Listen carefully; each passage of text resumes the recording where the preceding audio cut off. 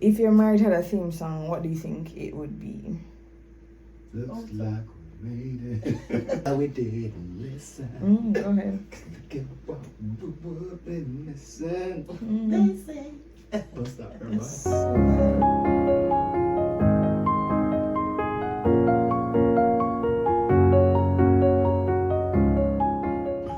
So this is on the 15th of September 1987. Dear Juliet, this is just a note, just letting you know I still am in love with you. Keep on praying and trusting God. He will bring us through. Eat and remember that I love you. And it was a nuggle. My people, it was a nuggle. It's nice to have a friend so dear. It's like comfort when you are near. It gives me a thrill with you just being there. Sure. Lyrics is acronym. Well, that was a feature of hers. D for darling, A for adorable, V very extraordinary, I intelligent, and D delightful. Dear Juliet, I want you to know that my love for you has not changed. I still love you, and maybe more now than I did yesterday. My love for you is more than this pen would be able to write. I love you and miss you, dear. Let's keep praying, and God will work for us. Hallelujah. The entire process was 3.5 years. Oh yeah, I remember I traveled. Yes. I traveled. I went up for my father's funeral. It was 1990. Went up for my father's funeral, and I brought down some stuff for her and gave them to her. And at that point, you know, we had some issues in the relationship. And she said, I must come and take her to the house and carry on. I mean, let's see her and take us what easy feeling. I mean, I walked, those of you who know Port Where, I walked from Gregory Park on the train line to the back of Waterford. Yes, the Gaza Strip, and walked up in the rain. No, it wasn't rain. I was going back home, it was in the rain. Yes, with my rose in my hand, I went over and I gave her the rose, and we sat there talking. That we used to spend every Wednesday for like half day. We fasted half day, and every Wednesday after school, we would go to a place on Halfway Tree that was called the Prayer Tower. Right. Right at the corner of Cecilia Avenue and Halfway Tree Road. Mr. Tibby had praise travel and praise tours there. There was a prayer tower there that we go every Wednesday and pray, asking the Lord if this was His will, His mind, and you know, we got different confirmations. I remember one of the things I had said to the Lord was that any woman I'm getting married to, and this is funny, okay, you start laughing already. I said, any woman I'm getting married to should be able to bake. Why? Simply because I was heading into ministry, and that's where in Bible school, heading into ministry, looking at becoming a pastor, and you know, Saturday evenings you'd have a nice glass of milk and some cookies on the side while you prepare your sermon. I'm still waiting. However, to be honest and to be fair with her, I said that at home here, and I'm not praying the Lord, and the Thursday was already Saturday. I went to choir rehearsal, and she had a slice of cake, nice, wrapped up in a foil paper, saying, oh, it was the first that she baked from she was in high school. So for me, that was one confirmation. I was like, yes, she can bake. Yeah, she can. She can bake chicken. And the other thing I remember saying to the Lord, I said, anybody I'm getting married to must have a passion for ministry, must have a heart for ministry, and wanting to work with our then spiritual father, Apostle V.T. Williams. And I spoke to her. She said she saw herself in the future just going around on crusades with him, being the main singer, the soloist for the crusade. I said, yes, one more thing down, And so I had little things that I asked the Lord for, and I got the confirmation that she was the one. I remember too, one of the things growing up, my father would say, I should never ever marry to a white woman or a black woman. Yeah. It's like in back then in the 60s, 70s, they used to have some crazy sayings like, if you're black, stay to the back. If you're white, stay aside, something like that. But if you're brown, stick around. It was crazy. It was really crazy. And when I sent a picture of Juliet to my father, I said, this is the woman I'm planning to get married to. he was very, what do you call that word now? Elated?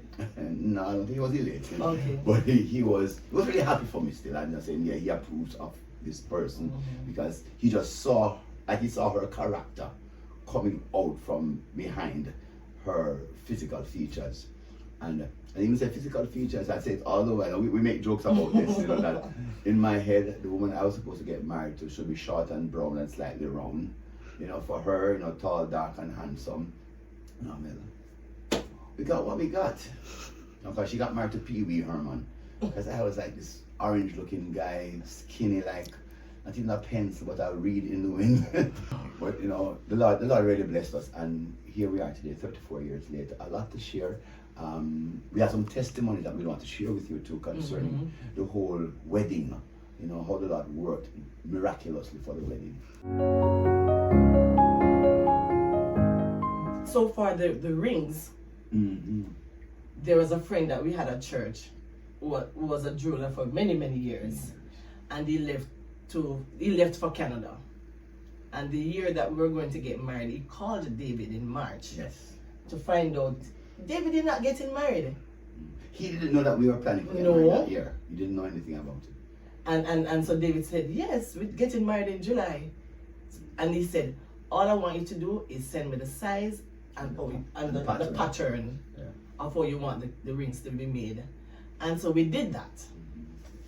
So I did that and left it, hoping that it would come long before the time, which it didn't. It came the Friday night. Yeah, the Friday evening. The Friday evening before the wedding, the Saturday.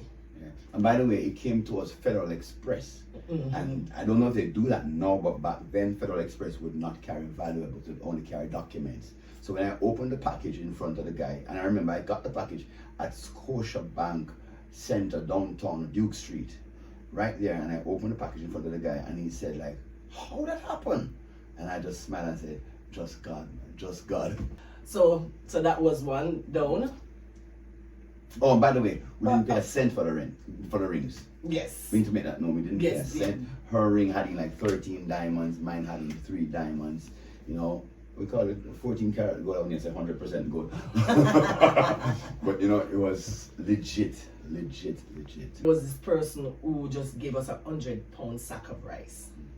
Even in the wedding was July, in November we still had rice. You'd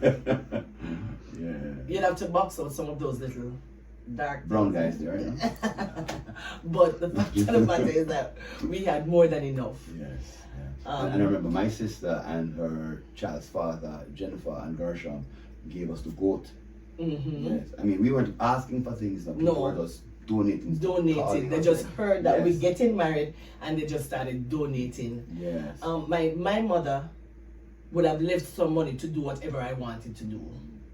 My stepdad said, "Don't tell me how much chicken do you want, but tell me how much it's going to cost." Right. And so we were able to tell him the cost, and he gave us the money for that. Another sister baked the cake. Yes. And she she baked the cake for us, and after the wedding, that was the only debt that we had. Right. Only debt, which was $850. And I remember one Sunday morning we were preparing for church, and I was praying, and the Lord said to me, remember the money for the cake? Don't worry about it. I went to church the morning, and I saw her in the passage, and she says, "Oh, David, remember that thing? Don't worry about it." So I said to her, "Stop right here, don't move." And I went and I found Juliet, and I brought her back and said, "Tell her what you just told me." Because I told you what the Lord said.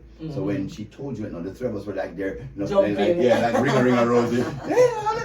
No, we're all hearing from God, excited. Yeah. The place that the reception was kept was by one of the ministers at church, yes, and he gave it to us free of cost. We had about 40 or so persons that was invited to the wedding. And even the decor for both the church and the reception was done by 2 of our church sisters.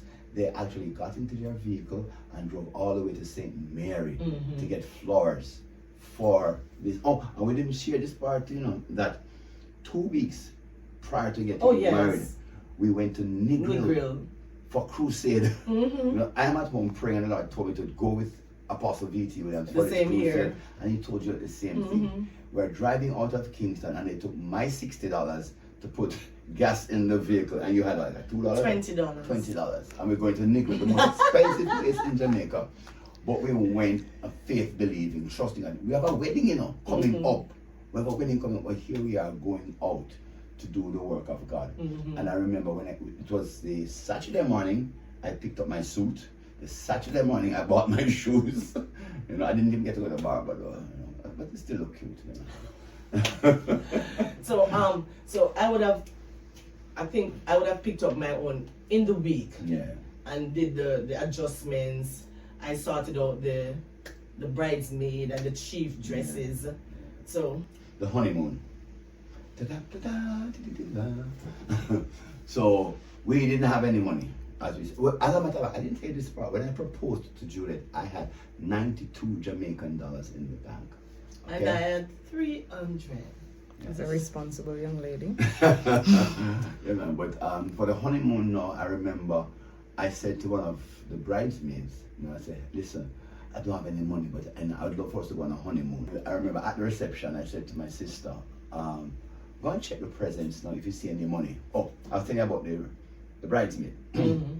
I said to her, we need to go on a honeymoon. She said, well, call somewhere and book it by faith.